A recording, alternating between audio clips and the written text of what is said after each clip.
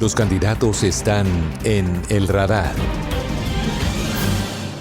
Y seguimos trayendo aquí para que ustedes conozcan en el radar a los candidatos al Congreso de la República para las elecciones del próximo 8 de marzo. Hoy está con nosotros David Valencia.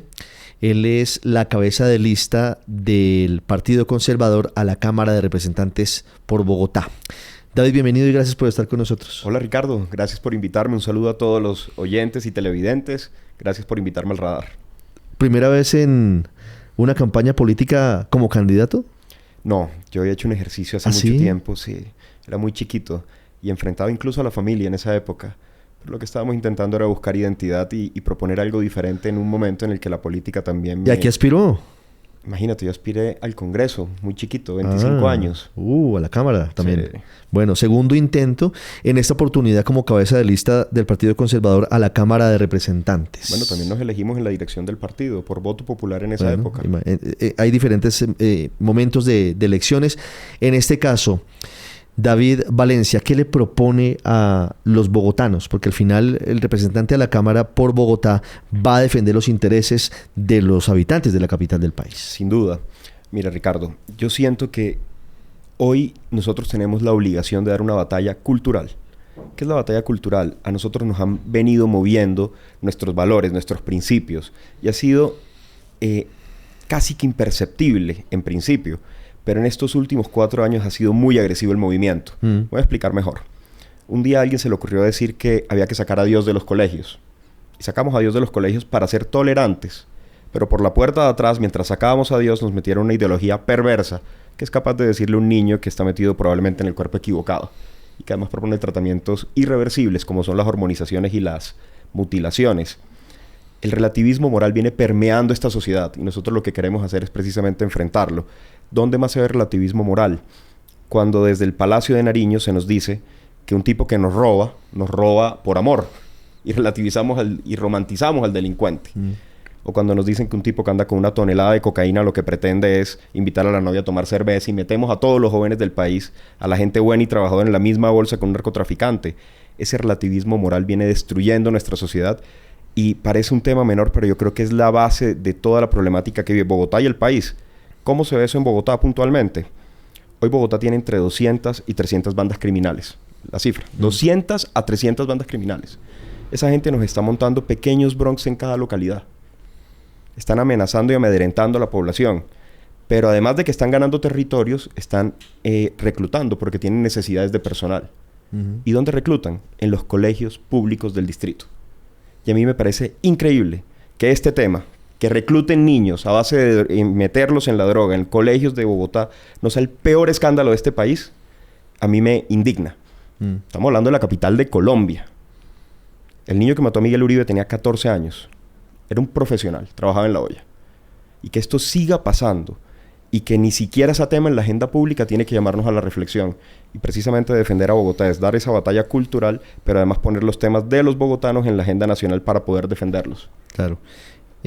Específicamente ese tema de la batalla cultural, ¿de qué manera se imagina usted dando esa batalla desde el Congreso de la República, desde la Cámara de Representantes? Por supuesto, es el Congreso el escenario ideal para darlo.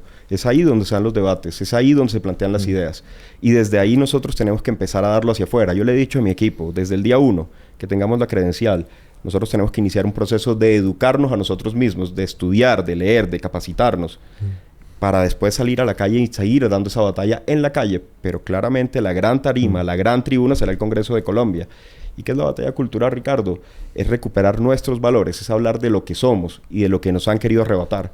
Te daba el ejemplo ahorita de Dios en los colegios. Miren, el catolicismo y el cristianismo son la base moral de esta sociedad. Más allá sea usted creyente o no.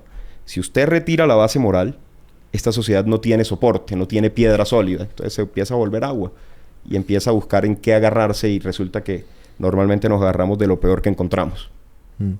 Específicamente frente al reclutamiento de menores de edad para las ollas, más de 200, 300 bandas criminales en Bogotá que usted denuncia, ¿cuál sería su trabajo desde el Congreso, desde la Cámara de Representantes? Por supuesto, mire, aquí hay que hacer muchas cosas y te lo voy a mencionar de menos importante caminando hacia más importante.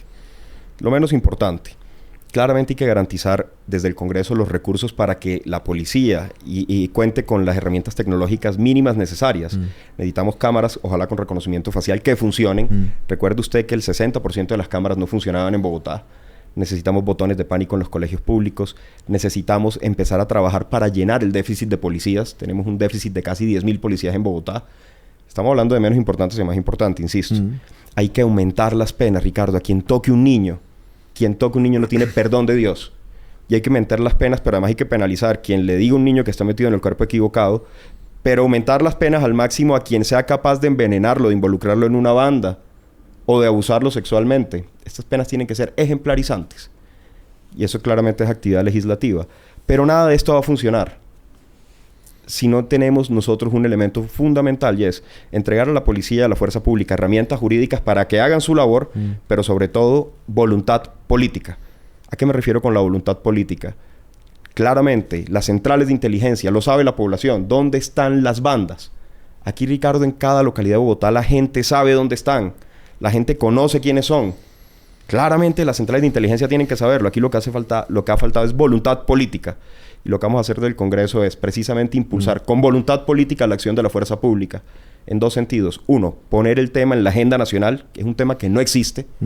Y dos, presionar mediante debates, mediante llamamientos al gobierno, al ministro de Defensa, para que empiecen a actuar y empiecen a entregarle resultados a la población que lo reclama. Existía hasta hace algunos años una agrupación de congresistas bogotanos, la bancada de Bogotá, y se juntaban en el Congreso y sacaban adelante proyectos para la ciudad y había alguna interlocución con los alcaldes. Eso desapareció, o al menos no es tan visible, o al menos no es tan influyente. ¿Cuál sería su relación con las autoridades bogotanas y con sus colegas congresistas bogotanos en aras de impulsar los proyectos que benefician a los capitalinos y a la región? Porque al final Bogotá termina siendo una ciudad de todos y de nadie, porque aquí todos son acogidos, vienen los políticos de todas partes, pero parece que nadie se sienta a pensar o a legislar para Bogotá. Mire, yo me he puesto a pensar mucho en Bogotá, Ricardo, y Bogotá tiene un problema. Bogotá nadie la piensa futuro. Y Bogotá sufre una gran tragedia, y es que últimamente los alcaldes que llegan pensando en cómo se proyectan hacia la presidencia. No en ser buenos alcaldes, sino en proyectarse. Entonces lo quieren usarla como trampolín. Esto es muy riesgoso. Hay un punto de quiebre, relación Congreso-Capital. ¿Cuál? Recuerde usted que en el gobierno de Claudia López, a Claudia López la llaman a un debate de control político en el Congreso. Y Claudia López se resiste a ir y argumenta que ella quien le hace control político es el Consejo de Bogotá. Así es. Entonces más o menos desconecta al Congreso de la República de la posibilidad de hacer control político en la capital. Y esto fue muy grave. Esto hay que replantearlo. Y creo que mediante una reforma legal hay que darle con claridad la potestad al Congreso de llamar a cualquier funcionario de cualquier orden a debate de control, porque no nos podemos olvidar que el Congreso es la representación del pueblo. Y no podemos dejar a un alcalde que se siente cómodo con su consejo, que sea este quien le haga el control político. El Congreso de la República en temas de interés nacional tiene que estar presente. Tiene que poder llamar a los alcaldes, tiene que poder llamar a las autoridades a estos debates de control. Y a tu pregunta puntual, ¿la relación cuál va a ser? Pues claramente apoyar desde el Congreso con todos los representantes bogotanos e incluso buscar el respaldo de representantes y congresistas de otras regiones para impulsar el desarrollo de la capital. Y además de eso, también tenemos que tener la capacidad de ser críticos sobre lo que no está funcionando bien en la capital del país. Pero para eso es muy importante reconectar la posibilidad del Congreso de hacer debates de control político a entidades municipales y distritales. Eso es clave. El minuto final, por favor, para que pida su voto.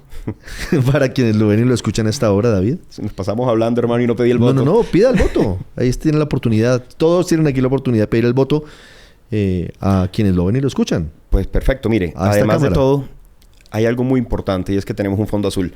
Los invito este 8 de marzo a acompañarnos con su voto para que demos una batalla cultural por nuestros principios, por nuestros valores, para empezar a trabajar por entregar unos entornos escolares más seguros, para que este sea el primer tema de la agenda pública, para que un ciudadano no tenga miedo de denunciar y pueda ampararse en un Congreso que lo represente con dignidad. Los invito a acompañarnos también para cuidar el bolsillo de los colombianos, para poder impulsar una reforma al crédito, una revolución del crédito que permita que el ciudadano de a pie pueda cumplir sus sueños, sus metas, sus expectativas. Los invito a marcar la C del Partido Conservador y el número 101 en el tarjetón. La C y el 101 en el tarjetón. Los candidatos están en el radar.